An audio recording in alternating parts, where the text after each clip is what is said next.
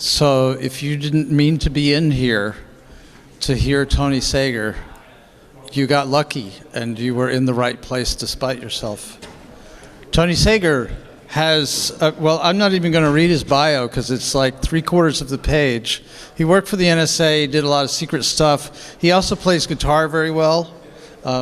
I heard him and Tiffany. This was at Mach 37 in 2014. Yes. So that is what I know about Tony, plus the CIS Controls, which we use in the state of Michigan for helping local governments find the low-hanging fruit.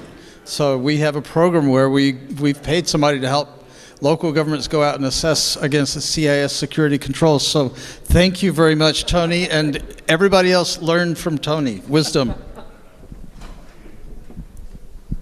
Thank you very much. I appreciate that. Yes, I do have a second and spectacularly unsuccessful career as a bar band rock and roller. And but you'll notice I never gave up my day job because there's no money in it. It's a terrible way to make a living. All right, a couple quick things here. So welcome. It's a pleasure to be here. And you know, speakers are always supposed to say that, right? But it really is a pleasure to be here.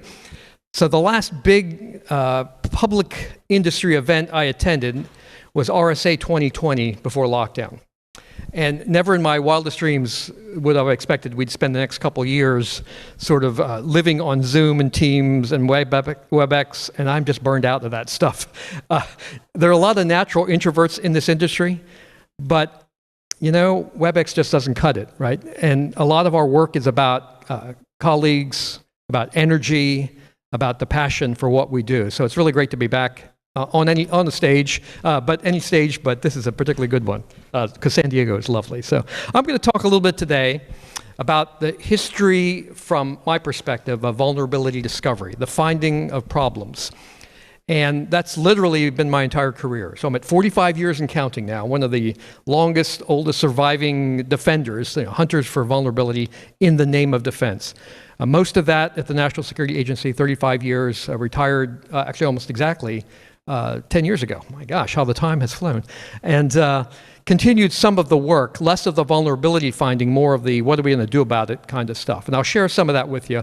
It's not that my life is that interesting, but you know, I've had an opportunity to ride the wave that we call cybersecurity and see it from, you know, long before cyber was cool, long before cyber was even a name, from the 70s on. And I'll give you a sense of kind of the way we thought about it, how work went from kind of chaotic, ad hoc, you know, what are we going to do here, to something that had organization, structure, and then the way we went from you know, working inside the government, right, in a closed society, into the big public Wild West that you are a part of. No pun intended about the Wild West, by the way. So 35 years. 1977, I started at the National Security Agency, and that was really the beginnings of my career. But I often talk about my information warfare career started the summer before, because I was working my way through college, and did anyone know what Aberdeen Proving Ground is? The military base up in, so my dad was retired Army, 3-war veteran. The family joke is he served in 3 wars but never fired a gun in anger. He was a mechanic. He fired a grease gun. It was the only thing that really made him angry, but he was a mechanic. And the only thing I ever wanted to do was go into public service.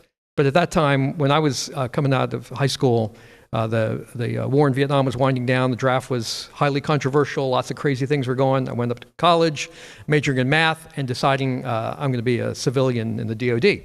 But the summer before, I worked in, anyone know what this is? A mail room. You know what a mail room is? Mail, right? That's the stuff that email was actually named after, right? Mail. And if you remember, and not too many of you are old enough, a mail room, you walked in, there was a big wall of little cubbies. Each organization had a little cubby hole, and you go pick your mail out of there. Well, there was a punk kid on the other side of those cubicles, me, putting the mail in there for you, okay? And my job was, you know, wrapping packages, and I had a secret clearance, and a government driver's license. I mean, what responsible government agent would put me in charge of a car? And it was an amazing time. But I talk about that as information warfare. Why? Because a mailroom in the 70s was the information hub of that agency. All information passed through the mailroom. Generally physically, but a lot of it verbally. A mailroom was gossip central. They knew everything about everybody in that agency, right? They knew who was doing what to who was getting promoted, who was under investigation from the IG's office, and they did a lot. You know what traffic analysis is, the study of message externals? They knew by the size, shape, and color of an envelope the nature of what was in it, because they studied that stuff. They knew to the penny what every person in that agency made because it came out on a gigantic piece of printer paper, 132 column, fan fold, pin feed. Anyone remember that stuff? They knew exactly all the information about it. And the gossip was power. They were information warriors. And the lead warrior was kindly old Arlene, the lady that ran the mailroom. Don't let appearances fool you. This woman had power because she knew everything, because people would come to talk to her. And in modern terminology, when she needed more information, the term in the DoD was she would refresh her sensor network. She would put 3 crock pots of food out in the mailroom, and the smell would go through the building, and people would wander down and linger as they pulled their mail, hoping to chat their way into lunch. And the price of admission to lunch was information. Right? And I'm not joking. This is the way it worked in the mailroom. So I'm the dumb summer kid, wrapping boxes and doing whatever. And by the way, in the name of the organization, only in government would they do this. The Support Operations Branch was the mailroom.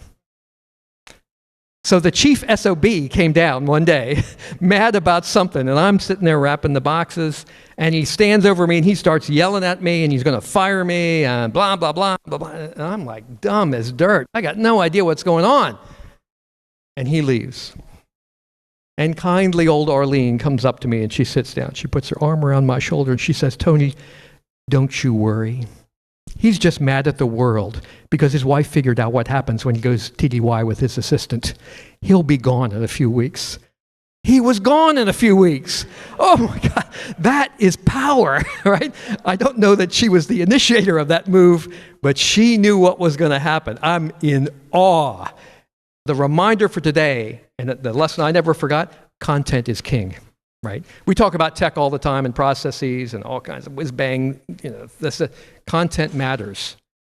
And so never forget that. But that was my first lesson as an information warrior. So just to give you a quick context here, I'm an old guy in computer security, started in the 70s. My just quick capsule summary, started in math. And I was a vulnerability analyst, right? Always worked in defense. I had one of the most unusual careers ever in the history of NSA. I'll tell you a little bit about that later. But I spent my entire time working in what we now call cyber defense for the Defense Department, intelligence community, rest of government, et cetera. And but I was one of the good guys pretending to be the bad guy for U.S. systems, right? Today we'd call it black hatting, penetration testing, red teaming, and all that kind of stuff. But back then we were called security evaluators, right? Well, we were the folks. And we all who grew up in computer security in those days have some kind of equation like this running in our heads, right? So this is philosophy, it's not mathematics, but I'll read the mathematics to you if you're math phobic. Risk is a function of these variables, right? In the numerator, vulnerability, threat, consequence. And in the denominator, controls. So controls are things you do, right? That you can control, literally. The term comes from auditing, to manipulate the value of the risk equation, right? Generally positive things that you can do, things you can put in place, et cetera, things you can filter. Vulnerability, threat, and consequence. So vulnerability is primarily about technology and the way you conduct your business or your military operations. Right, and you actually have a fair amount of control of that generally in this model. Threat is about bad people who mean you harm, right? People who have, in government talk, intentions, capabilities, and you often don't know much about them. At least we didn't back then. And then consequence is in the eye of the mission owner or the business leader, right? Tech people love to say, well, the consequence of this, attack is blah, blah, blah, but that's actually not that relevant. What really matters is the consequence in the eye of the beholder, right? And this equation, again, this is philosophy, is running all the time at multiple levels, whether you realize it or not. So most of the early part of our business was about minimizing vulnerability. Because that's something we can think about, right? What are the 0 days? What are the things that could happen? How could my technology be manipulated? Because it's in front of you, and you have a fair amount of opportunity.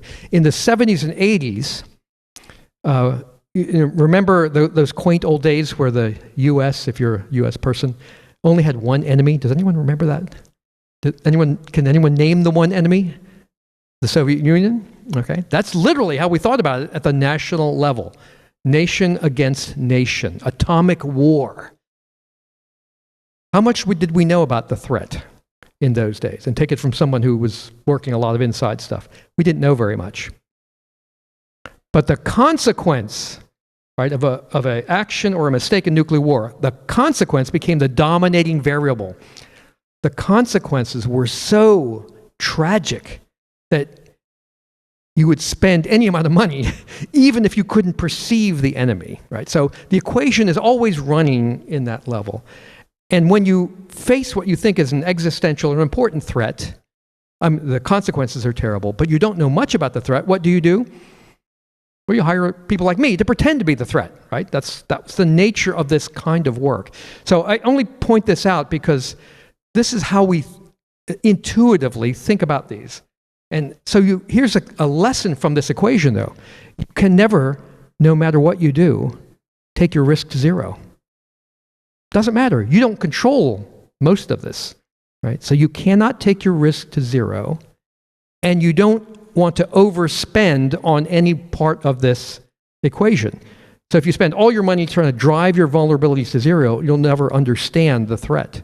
You won't be able to manage the consequences. So the reason to think about this conceptually is because this really is a way to help you sort of sort through the choices that you're going to make here. So I mentioned the career that I had. I started kind of in the lower left. We didn't call it cyber, of course, there was no such thing. We called it ComSec, communication security. That was the job I was hired for. And the times, this is 70s, right?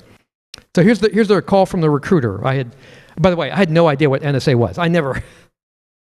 NSA, is that like where they make rockets and stuff? I didn't know this, and my dad was government. I'd never heard of these people. I happened to bump into somebody who was the perfect NSA recruit of his day, by the way, and again, this back in history. Master's degree in mathematics, native Russian speaker, English citizen. You had your choice of jobs in lots of government agencies, State Department, NSA, Department of Energy, and places like that in the 70s. I happened to bump into him. He said, "What are you going to do after you graduate?" "Don't know." "Think about NSA." I still have the brochure that he handed me. Called this mystery phone number. Sat by myself in an empty room in College Park, Maryland, taking the hardest math test of my life with someone watching me every minute of that 2-hour-plus test. That was brutal. A year later, I get a call from a recruiter I've never met. And this is how older men talk to young men back then. "Son, if you can report in 2 weeks, you've got a job." I said, "Great. What is this job?" "Can't tell you." "Oh, okay. Can you give me a hint here?" "Yes, we'd like to offer you a position in our ComSec, Communication Security Intern Program." "Great. What is that?" "Can't tell you. But," and this is serious, "go to the Encyclopedia Britannica, look up an article on cryptography." He had to spell it for me, cryptography. "And it gives you an idea of it'll give you an idea what you're getting into." I said, "Great." He said, "Do you need more time?" I said, "No, I don't have another job. I'll see you in 2 weeks." Because the job offer is going to run out. So I took it. And there I was. So ComSec. But the name tells you what we cared about, right? Communications, security. This was about mathematics, about cryptography. The fundamental underpinning of what we called security then and still today is mathematics, right? It's a mathematician's game, ours against theirs. You collect information, you have clever algorithms. And what you do conceptually, for those of you who don't care about math, but I do, you equate the difficulty, for example, of reading communications with a known hard classic mathematical problem, the classic one being the general factoring problem. If you can do that, equate the difficulty of reading mail with this hard problem, you get literally the benefit of some of the best minds on Earth over centuries trying to solve that problem. Isn't that a lovely place to be? Wouldn't we like to be at that place now? Right? And so that's what cryptography and the mathematical underpinnings of security was about. But much to my chagrin, and to the chagrin of security people everywhere, Nobody attacks good cryptography. They attack everything else, right? The world that we live in, the endpoints, the software, the protocols, the human beings, and all that kind of stuff. So the organization, and these correspond to organizations that I was a part of, all these names. And during this course of this time, my desk never moved more than 50 feet, literally. Right? We just kept reorganizing. And we reorganized as we viewed the problem as bigger and the responsibility of the government is bigger. So from communication security systems, computer security, the heyday of that was in the sort of early mid-'80s, information security. See that mystery word assurance? Does anyone use that word? If you're not, that's too bad, because it was really a government-y thing, right? It was meant, because you'll hear security people say this, security is not a destination, right? It's not a thing that you buy. Assurance was, I forget, late 80s or early 90s concept. I tracked down the guy who came up with this in the Pentagon. He was the NSA guy on loan down there, by the way. Assurance was meant to imply confidence. What confidence do I have? Not what perfect state am I in or am I approaching. What confidence do I have in my business outcome or operation? And if you talk about confidence, now you're talking about measurement. What would I measure to give me confidence or to detract from confidence, right? So that's an important concept that got buried in the bureaucracy many years ago.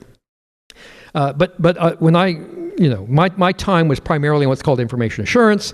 My technical specialty became software security. So I spent a few years as a mathematician looking at US algorithms, randomization, key management, that kind of stuff. And then it happened. Anyone old enough to remember the term, the personal computer revolution? That was me, okay. Apple IIs, right? TRS-80s, IBM PCs were like, not early, but later. Astounding to me. A computer on your desk that a human being could understand. This is the coolest thing ever. And I switched my career field from math to computer science, and I can't tell you how many mathematicians told me I just ruined my career. Because computer science was grunt work. Mathematics was king, right? That's the king of the sciences. And I said, but it's fun. It's cool. It's interesting. Yeah, but it's grunt work. Grunty. We have these conceptual things and theoretical security and all that. I don't care. The government will buy me an Apple II Plus to have on my desk when I switch careers. That was the best thing ever. And what we were seeing, it wasn't that the government loved me and wanted to support my hobby.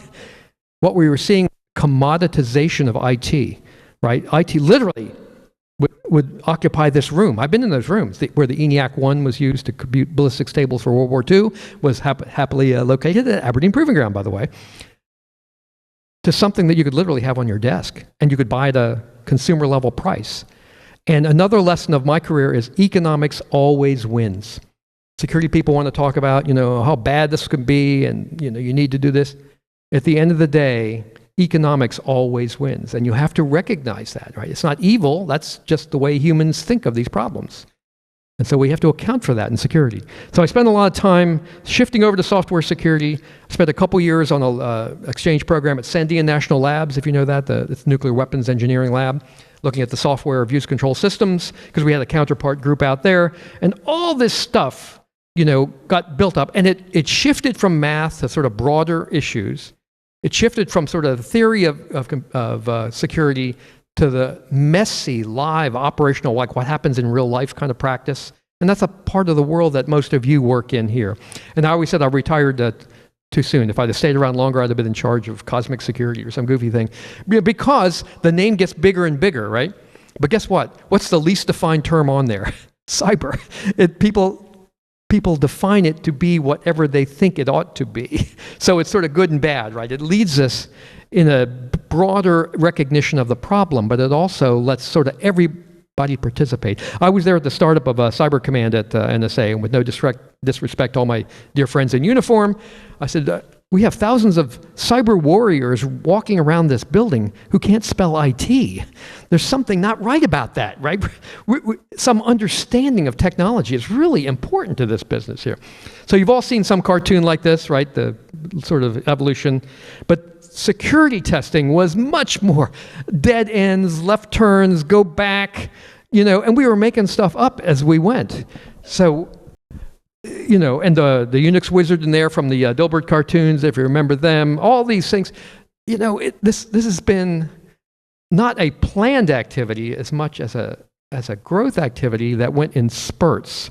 So I remember when we started the first network, what was called the System and Network Attack Center, and I had a big boss, and he calls me in, he wants to take my group and sort of expand it to this bigger thing. And he, pardon the bad Southern accent, my dad was a West Virginia hillbilly, and so was this big boss. He said to me, Tony, what we need to do is we need to hire us 50 of them hacker kids and bring them in here so we can really start this thing up. And I said to him, sir, be careful what you wish for. with all respect to some of the folks here, I said, we're trying to start a new professional discipline here, right? We want creative, clever people, but we'd like them to behave when we ask them to behave. Nothing personal, my friends. And so we developed these ideas. How do we codify things like live system testing? What eventually became blue teams, red teams, and things like that. So just for context, the first blue team at NSA was the formalized one to go out and test the DoD intelligence community and stuff like that about mid-90s, I think 95.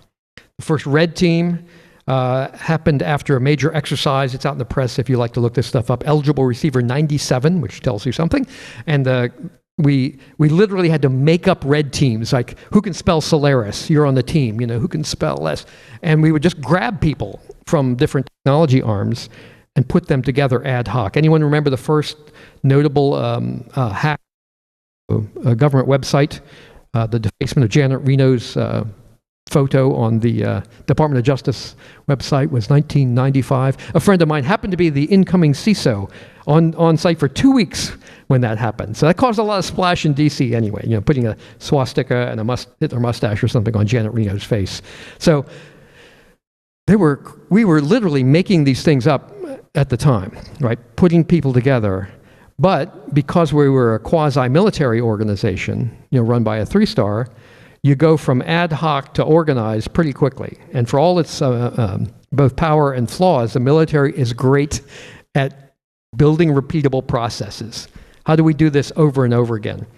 Because they naturally have to deal with turnover, right? No one stays in place for more than a couple, 3 years. So you have to kind of build a machine where parts, human beings, can come in and out. That is, they are trained in certain things because the job requires certain things. They're qualified or they're not, and people come and go. And so there's a lot of structure put into these things because we needed it at the time, and it was the way to think about this. So I came out of the math community, and I will say in this business, we're pretty loose in our terminology. So people say things all the time: exploit, attack, vulnerability, flaw, and so forth. And again, NSA could be hyper-organized, but this is the way we talked about it, roughly something like this, right? From weakness. So what the formal definition, as I recall it from one of my math wizard friends, was Tony, anything that makes you feel oogie when you look at it, okay? Something about it. It doesn't check for the validity of inputs. In a computer sciencey kind of context. Something, that is not right. That something, we need to go look. To a flaw, to something, and this is not necessarily a bug, but something that could violate a security principle, right? Or a security feature that could turn into a vulnerability, something specific. If I could get to this subsystem with this kind of an input, bad things could happen. Not quite sure what, but bad things could happen. We would flesh that out into an exploit. For us, an exploit meant a specific sequences of steps in a particular context, all right? So you go from, I know this is bad, I'm sure I can demonstrate it as bad, to I actually have a sequence. And there was a certain rigor to that, right?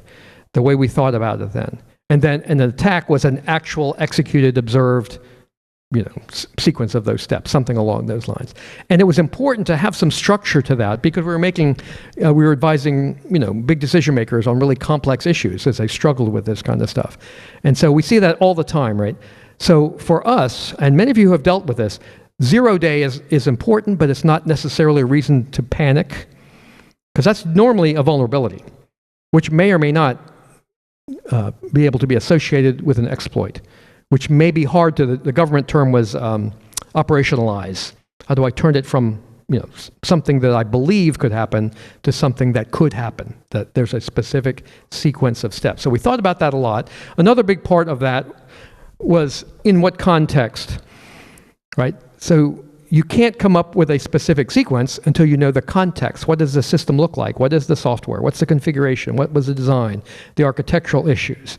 And so these are all complex issues to sort through when you think about really coming up with an opinion on risk. Because it's easy to panic, and we do it all the time in the industry, but it's actually important to think comprehensively about what context should I put this kind of work in here. So this is where I spent my life thinking about these kinds of things. And so I mentioned, so if I could roughly characterize my career, right? 35 years NSA, roughly, not literally, but roughly the first third was learning the craft, right? The technical craft of finding flaws. And take it from me, when you do this kind of stuff at the nation state level, it's not about just the packets or the protocols. Nation fighting is a full spectrum activity, okay? Every skill that can be brought to bear, every way to lie, cheat, and steal can be brought to bear.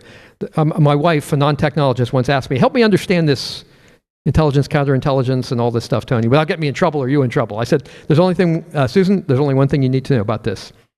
Here's my saying, use it if you like. When nations compete, everybody cheats. They cheat. They lie, cheat, and steal. Oh, they don't respect our laws. How dare they? We don't respect theirs either. All right? That's the nature of this business when nations compete. It's an ugly, ugly business. And sometimes it gets out in the public. Things get out there that are unexplained. You may think NSA is evil or whatever, but I never worked with finer human beings, more paranoid, Constitution-loving, patriotic folks than I did at NSA. But that's the nature of the business. It's an ugly, ugly world out there. Sorry about that. But you have to understand all these things. So first third, the craft. Second third, I moved into management. And from frontline supervisor eventually to executive management. And what that gave me, for its time, I mean, this world is different that you're in now. I got to see vulnerability or flaws or failure at greater scale than I think I could say probably bigger than anyone that I knew in the US government. I was running the biggest vulnerability finding machine for defense in the US government. Red teams, blue teams, all this stuff. And you know what struck me and what led to the last third of my career? Why are we finding the same things over and over again? We told them. We pointed it out, right? We tried to scare them or excite them or inspire them to go fix it. And almost never happened. What was going on? Well, we fell in love with what I call the big pile. Vulnerabilities. I loved vulnerabilities. I got to see them. It's great. And we play in them. And I realized at some point, my job, this is the best job in the industry, by the way. If you get this, stick with it. My job was to show up like a pro from Dover with my teams, point out other people's flaws, give them PowerPoint, and walk away a hero with no responsibility to fix it. Isn't that great work? That is like the best. And it doesn't solve anything. It didn't help, right? People would admire your work. They'd be so impressed by it. The general loves it. But at the end of the day, it didn't make a big enough difference. What should we be doing that's different? And you heard this in some of the prior speakers talking about this. So I was looking around for how do I conceptualize where the vulnerability business needs to go? And hey, I didn't admit something to you. I'm actually a liberal arts mathematician. I studied math. I took the only computer science course my college offered, but I actually took more courses in philosophy, sociology, and so forth than I needed to because I love that stuff. And I love to think about conceptual models. So I said, we can't be the only people that ever thought about risk. Other people must have thought about this, right? And you've heard those kinds of things. Hygiene, right? That's a model.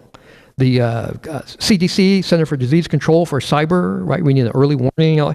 Those models have been floating around. So here's the one I bumped into that kind of inspired me. So I had all the context, right?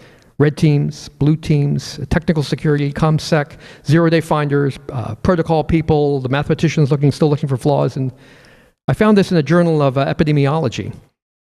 Bear with me. The reason for collecting, analyzing, and studying information on a disease is to control the disease.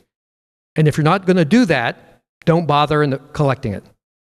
That hit me like a lightning bolt. That's what we were doing, right? We were collecting all this information one at a time, network at a time. Someone asks, we come out there and test them.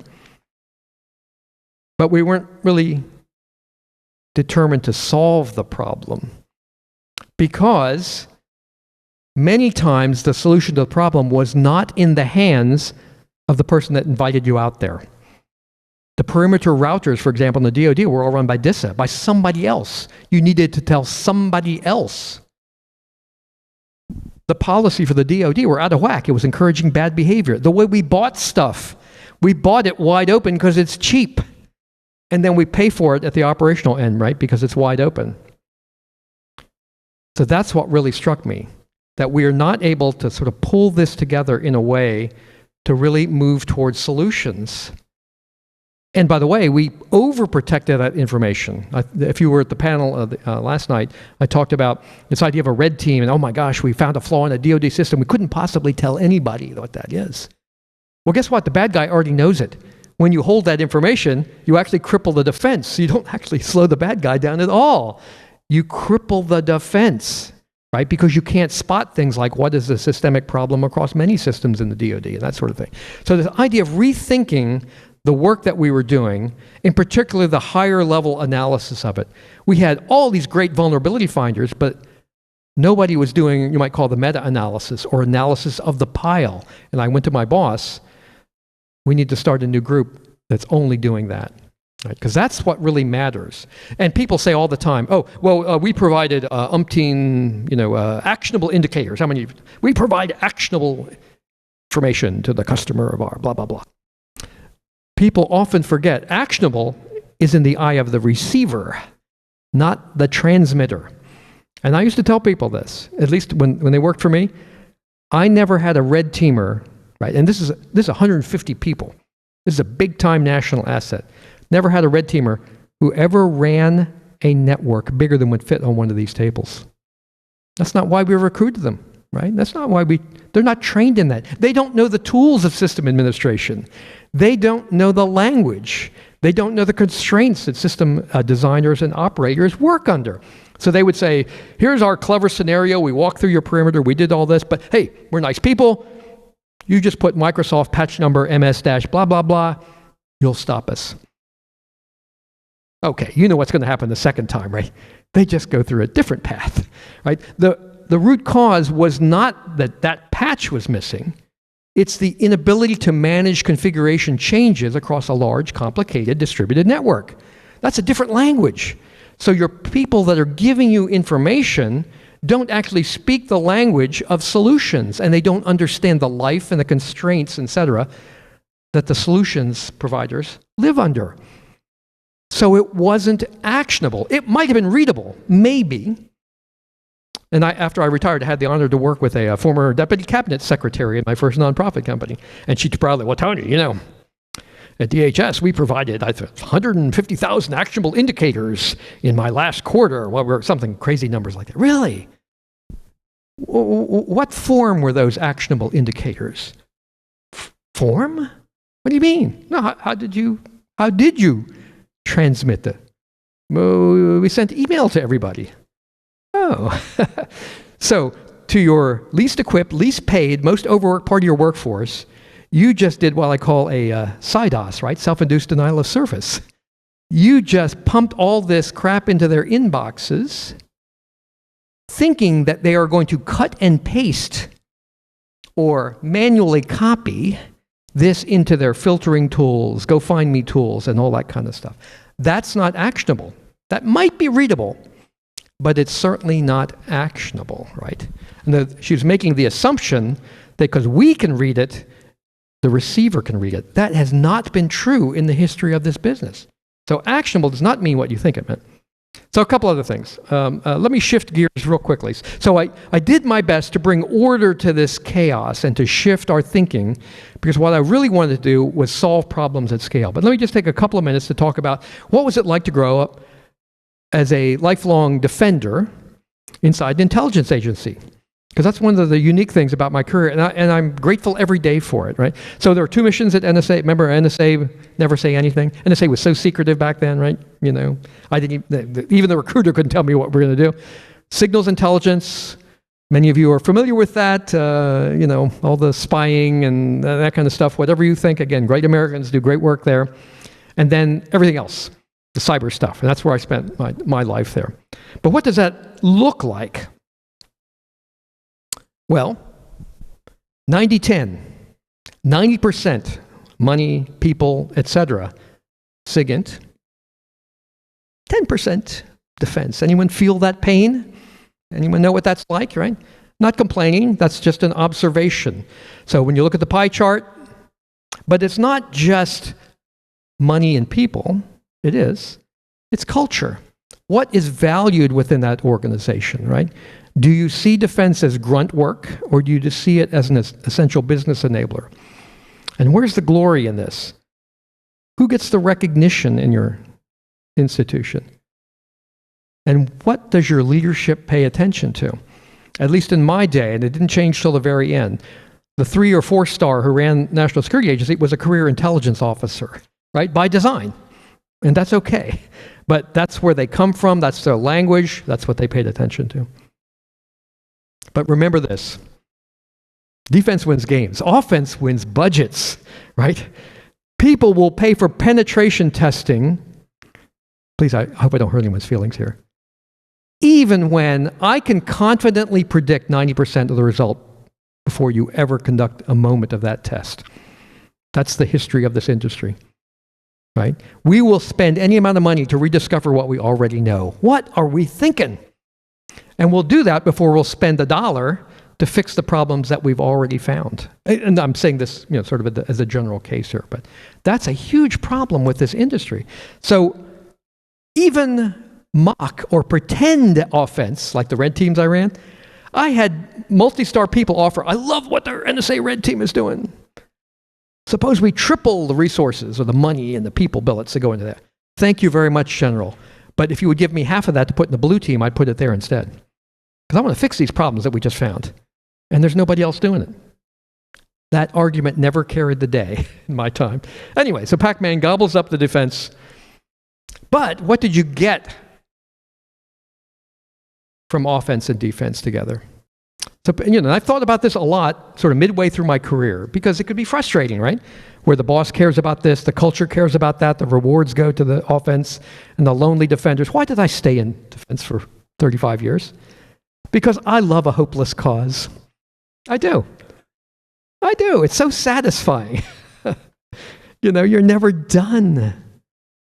And it's so necessary, right? And there are great Americans, great people doing offense. More power to you. I judge a bit of that work. But someone's got to defend us because defense wins games. So I thought a lot in the middle of my career, hey, maybe it's time to move on to someplace that is more purely defensive. And I decided against it. And I was interviewed on this after I retired. I said, because, the notion of putting offense and defense together is actually a 1950s thinking, right? NSA was formed. It was about cryptography, right? Those skills are really scarce. And you want the best minds on Earth attacking your own cryptography because if it's not us, it's the Soviets. And the Soviets are really damn good at mathematics, okay? And they were in those days. So this is high-end, big stakes stuff. And so the idea of putting them together was really important so that both our work in defense reflected the best available thinking, our ability to attack represented the best available thinking. So people move back and forth all the time. So the benefits, when I talked about it, on balance, and there were many occasions, every 5 years there'd be a new thing, let's separate the offense and defense at NSA, for all kinds of good reasons. But at the end I came down on, no, I actually benefited more being inside NSA than outside. One is this cross-training. The opportunity to learn from some of the best attackers on Earth is not a thing you should take lightly. It's like going to grad school every day, watching. And what you learn is bad guys who happen to work for the US government, they don't do magic. They're really good, but they're professionals. But they have tools, they have a risk model, right? They have to build infrastructure. And the more you understand it, the better equipped you are as a defender to do something about it, to interrupt, to protect, to reveal. That is really essential. So I learned tons, and we cross-trained everybody. At some point, it just became the thing, it's a bumper sticker, but the bumper sticker was one team, one mission, and every good technical person, by design, back and forth, because that was so important to appreciate both. Now, I'm the last of the dinosaurs who spent his career in defense. The resources.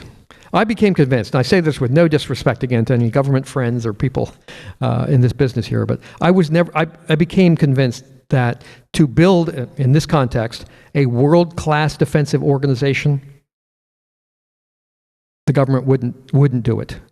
Didn't have the heart to put the money into it, didn't have the will, didn't even understand the problem. And I can say that with confidence looking across the other government agencies and their struggles. It takes a lot of money to build world-class, right? And frankly, even the pennies falling off the edge of the table in the SIGINT machine was more than enough to help people who are working defense, right? The ecosystem that builds up around the SIGINT machinery, policy, access to all these different people, policymakers, et cetera, think tanks, being able to observe. You know what an intelligence service is really all about? It's about understanding the world, the phrase I use, farther in space, earlier in time. What's happening on the other side of the world? What's happening before it happens? Who's building tools? Who's doing reconnaissance? Believe me, it is worth our taxpayer dollars to be doing that, right? Not to wait for tools to appear, but to get in earlier. That's really the conceptual purpose to an old offender. That's why we need an intelligence service. But also the chance, the machinery, the NSA enterprise, one of the most complex, high-speed, large-scale storage enterprises on Earth, is a fascinating place to be. You get to see a lot of really hard problems and how they get worked. So for me, that became the kind of the right model, and I did my best to make the best of it. I'm just going to flash you a couple of things. There's sort of conceptual ways to think about cyber defense that I've used. I mean, these are my working diagrams from years ago. Reminding people that, you know, the attacker, this quad, and you'll see a lot of these quads in the industry, attacker, defender, right? Tactical and strategic. Most defenders are bogged down in the tactical part of the world, just trying to survive to another day. But most nation-class attackers are working the whole spectrum. They're putting in place infrastructure. They're doing the long-term reconnaissance. They're burrowing into your supply chain. And most of us don't have the time or the skill or the opportunity to participate. Most of our nation cannot defend itself against these kinds of problems. And so, you know, we get sort of stalled in one, but there's this constant interplay of attacker, defender, tactical, strategic issues happening all the time. And we get glimpses of it, right, when things get out in the public that shouldn't have been either from us or from them. But that's the nature of the problem and what happens out there. And it's important to realize that we do have to live to fight another day, right? We have to. But that prevents us in many cases from doing the sort of foundational improvement work that would allow us to fight in a less crazy fashion in the future. And too much of our industry, frankly, in this opinion, is dedicated to how do we fight today's fight faster? How do I get those indicators more quickly, moved more quickly into my technology? That's great, but you cannot win. You have to get better, but you can't win the patching battle. You can't win the IOC battle, right? Those are all reactive, move stuff from here to there. We can automate it, we can standardize it, we can streamline it. It's important. Please don't let me insult anyone here. But that's not a winning long-term strategy, right? We can't fight at that level forever. So, end of editorial. This was my mission at some point. Remember I said, I'm sorry if this is a little bit odd to read here, but look at the lower left. I grew up in the world of, I call it, finding vulnerabilities in our stuff in, what do I call it, discrete events, episode at a time. Look at a box, look at an algorithm, look at a thing, look at a piece of software. And over time, we started to broaden our thinking. So you find it, think of it as roughly speaking, in the lab, right?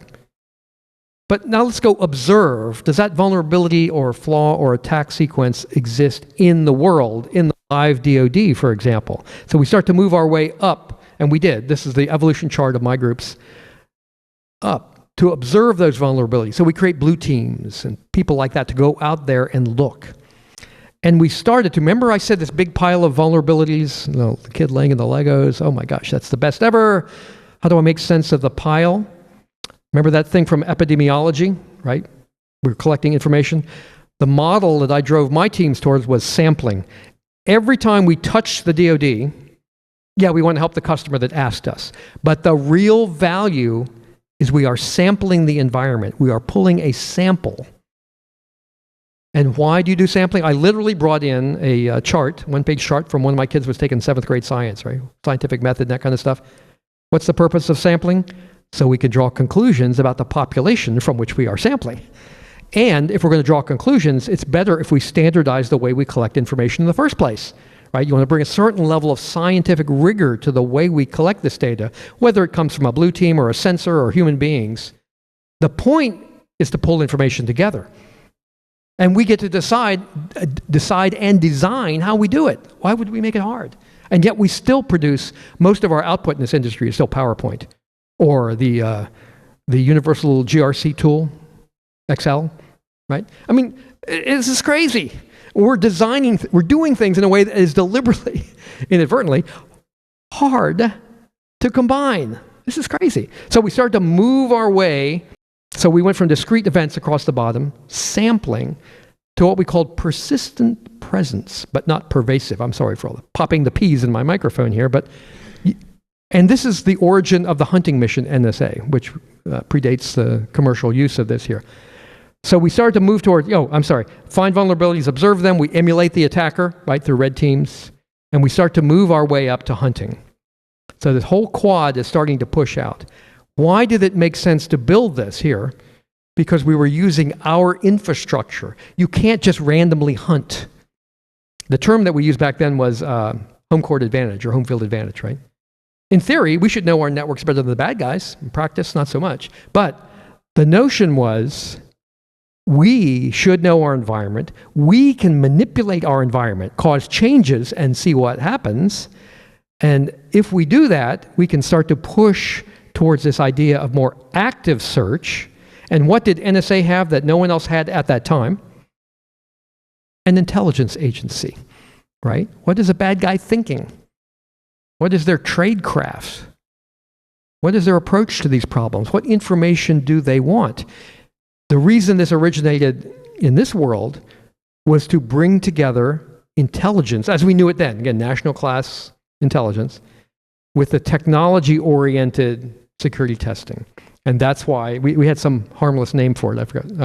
It's not on here, but this was the way I would explain the evolutionary shift of these missions over time. Okay, a couple other things. I'm a reformed math geek. I have a dream. I have a dream that someday we'll make decisions based on data in this industry. Yep, it's not too late. This is what we do at CIS. So I retired 10 years ago. I've been trying to go from left to right on this chart basically ever since. How did the original CIS Controls get started? I call it 5 geeks in a room. It was literally 5 geeks in a room, 5 friends. I said, everybody come here in the room, let's sit around a table no bigger than this. Everybody we tried to help is struggling with the same problem. They are overwhelmed. They don't know what to do. The most feedback I've ever gotten from a talk I gave, anyone hear my Fog of More talk? Heaven help you if you have. RSA 2014. People walk up to me, you're the fog guy. Oh, thanks very much. No, it was a metaphor for what the problem is. Never in our history, and you guys are evidence of this, never in the history of this business have we had so many great defenders, so many tools to work with, so many great threat feeds, so much insight into attackers. Take it from me, right? When we didn't know anything in the 70s. We have so much to work with as defenders, and yet we're getting worse relative to the problem. We're not getting there. What's going on? It's not the lack of resources. We're overwhelmed. It's a fog, right? The market's noisy. You got 5 experts, you'll get 10 opinions.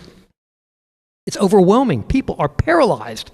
So the challenge, with those 5 people was, no one leaves the room. Please, the only thing I'll stop you from doing, you are not allowed to solve world hunger or peace in our time at this table. Because that's what security people do, because you can't help yourself. Oh, you got a list of 10 vulnerabilities? I got 5 more. Oh, you got 1,000 things or 100 things to do on your control list? I'll give you 50 more. We can't stop ourselves. The discipline, the need in cybersecurity is not to add more stuff. It's to take away. What's the smallest number of things? And can you demonstrate a small number of things have high value against all this attacks? Pardon. And I tell people, the verb that matters in this business, right? You hear, oh, in DC, share. If we could only just share everything the government knew, or we all shared our indicators or incidents, that we'll all be smart and inspired and the problem will be done. Has never happened in my lifetime. The verb that matters is not share, it's translate.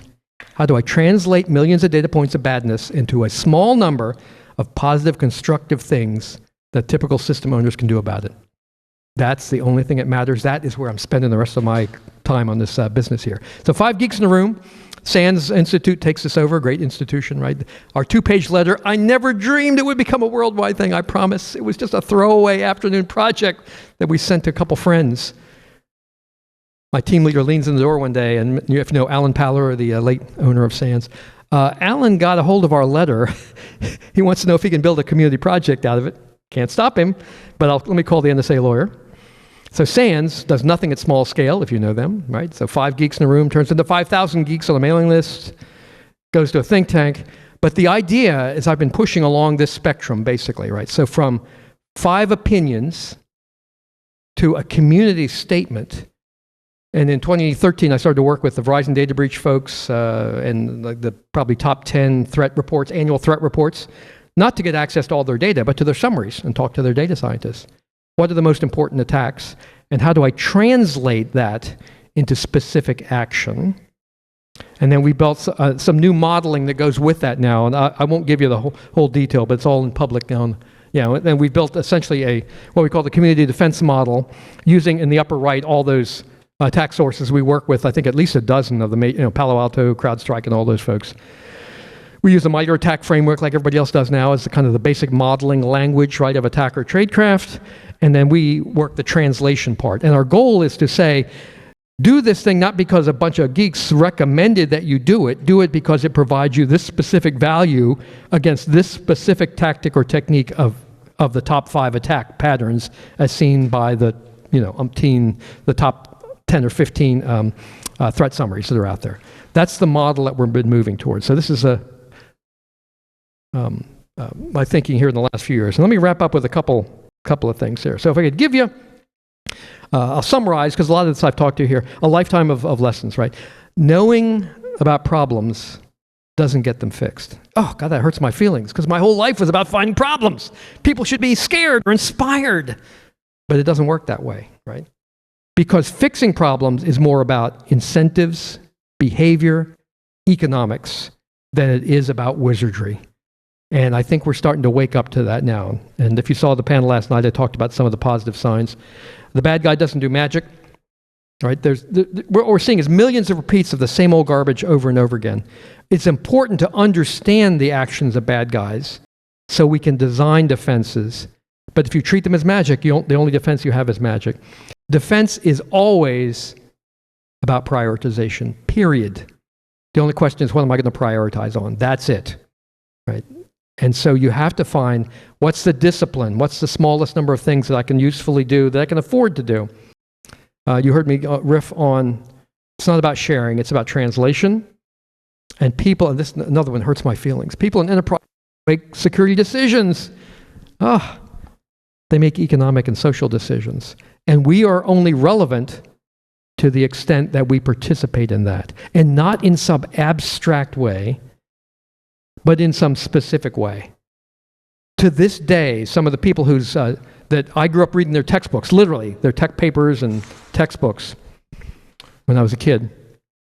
And I was in a meeting just maybe 3 months ago, where one of the great wizards, again, I'm not worthy to carry this guy's textbooks, he goes, I don't know what's wrong with everybody. We solved that problem in the 60s. We solved that password problem in the 60s. And we solved the identification problem in the 70s. And I feel sorry for folks like that, right? To go to the end, brilliant people who have nothing but bitterness about the state of play here. I get it. They didn't solve the password problem in the 60s. They solved a problem that was solvable in the 60s. These are brilliant people, right? We're in a different world now. I've heard people say this. We solved the computer security problem in the 80s, but then everybody wanted to use PowerPoint. Well, okay. So as long as they didn't connect the system to a network and they didn't use any applications, you've designed a secure system. Thank you very much. We'll find somebody else to be our security help, right? That's That's the opposite. That's the wizardry model of security. And so that's where we've spent way too much time in this business on that. So a couple last thought or two. And by the way, the Will Smith thing, I'm sorry, Will's a little politically incorrect now, but there's a whole talk I give. I'll give you the 30-second version of it. It's called Scripting Your Cyber Defense Movie. This was a booth talk at RSA, if you've ever gone to those, right, where they're about to serve beer, and I'm the 20-minute speaker. So I made this one up many years ago. We all wish, I love cheesy science fiction. Remember Independence Day, Will Smith, right, aliens. Remember the premise, alien mothership up there.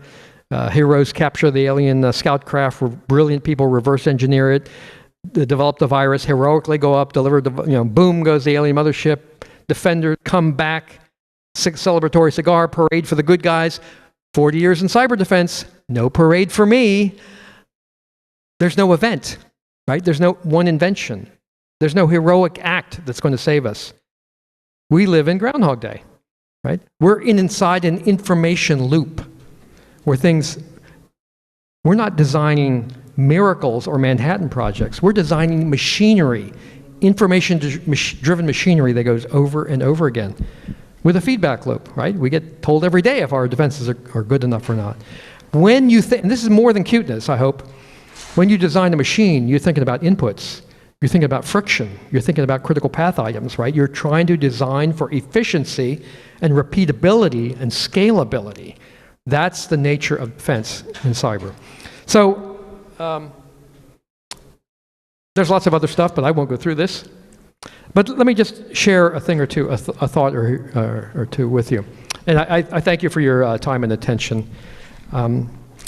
So, as I said, my last sort of major industry event, March for the 2020 RSA, if someone had told me, Tony, you're not going to be traveling for the next couple of years, you know what I would have said?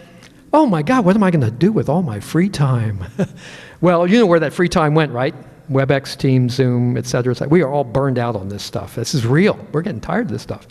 But it is great to be back in front of people and with people. So who came to John Strand's intro stuff the first night? John said one, I was going to argue with him, but I thought I'd save it for now. You don't come to a thing like this because you're looking for love? John, I beg to differ. Please tell him I differ. Not that kind of love. No panic here. Don't worry about that. I love this business. I feel privileged to have been a part of it for 45 years. And I love the people in this industry, right? Great, smart, clever, dedicated, fun people to be around. So I have missed this. And I'm the family introvert, but I need the energy. I need to be out here to see what's going on, to feel like we can do things, right? To feel progress and to do it in this sort of collegial, casual way. That really matters, and I hope you will do that too. So now, all this stuff, remember what I said, right? This is not about scaring people or inspiring people. We need to do things. I'm spending the rest of my time in this industry trying to be positive, constructive, and create things, and you should too. I really encourage you to do that. We're here to help people's lives. And if you don't have to get in, I'm on these national study groups and a bunch of odds and ends like that. You don't have to do that kind of stuff. Go find somebody that needs help. Go find a nonprofit that doesn't have a cyber person. Help your neighbors. I do a lot of work with local community colleges, helping them send students out to go help seniors living in senior living to safely get to the internet, stuff like that. You can do that. Okay? You have the skills that most of the population does not. And there's nothing more humbling and gratifying. We live in this high-tech, super smart people world, but if you really want to feel this industry, get out there with people that are not like you. It's really important, and you will feel much more committed to what you do. And last thing is, take care of each other. Because this stuff, it really is burnout. I used to run the biggest 24/7 worldwide ops in the industry. And this is burnout work. So find a friend, make a friend, encourage, mentor, teach, learn from. And it's worth it. And hey, I can say that with great certainty after all these years. So thank you very much. I will be around till tomorrow, but I have to leave tomorrow, so I'm going to miss all the fun down at the Midway and all that. But it's an honor to be part of this, and thank you for your time and attention. Thank you, Tony.